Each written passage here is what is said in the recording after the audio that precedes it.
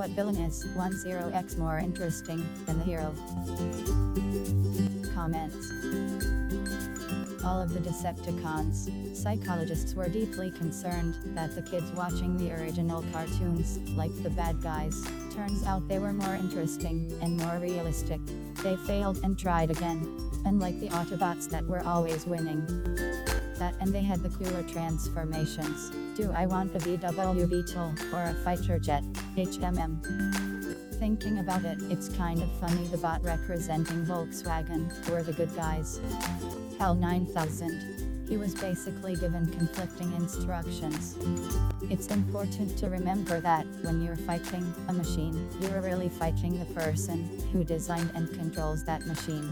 HAL is the cold, clinical manifestation of an anonymous committee who decided that the mission objective was more important than human life.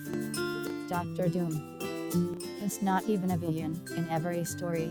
He's more of an anti-hero, doing evil things to prevent atrocities later on.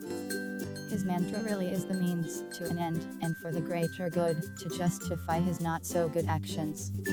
That's what he says, but he also is a tyrant obsessed with power and admiration. The fact that he has a public persona and a private one is what makes him so interesting. He is a hero for Latveria, but we, the readers, also know he wants to conquer the world and see everybody bow down to him. Yes, he believes that he is the only one who can fix the world, which is a common concept of dictatorships. Hannibal Lecter. Definitely. Hannibal Lecter is on screen for 15 minutes of a 2-hour Silence of the Lambs, but he's the character that haunts everyone for life.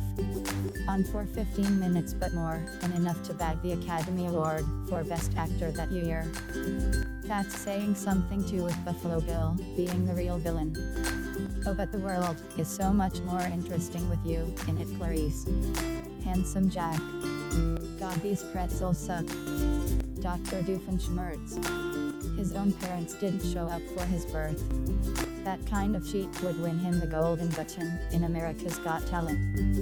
For the backstory, giving them ratings, or the ability to give birth to oneself. 90% of all horror movie antagonists. Seriously, why would I want to know about some entitled kid who serves no purpose other than to scream? I wanna see how the killer came to be. Anton Chigurh in No Country for Old Men. Try reading the book without a southern drawl accent in your mind. Totally fucking impossible the whole time. Pagan Min from Far Cry 4. Not only was he more interesting, but he gave you the option for the best ending. Seriously, Pagan Min sometimes felt to me like the least worst option between the three. Sobel wants a religious and traditional region, but also a not progressive one, and Emmy wants a progressive place, but without care for the people, and she relies on drugs to progress. Megament. Oh, you're a villain, alright, just not a super one, and of course what all super villains NEEDPRESENTATION. The presentation scene is just chef's kiss. I can never not watch that movie when I see it on. It's too damn good. Megament is the greatest movie of our generation. Please fight me about this. Ice King from Adventure Time. For real. His story is so good but so sad. I kinda wish instead of the Fiona and Cake spin-off they did a prequel series. Ice King and all the other Adventure Time lore is so interesting. Hans Gruber John McClane was probably my favorite action movie hero when I was a kid, but honestly Gruber is actually a much more interesting character. That's because Rickman didn't play villains, he played very interesting people. He was once asked how he can play such evil characters so well, and his answer was, well, they probably don't think they're as evil as I think they are.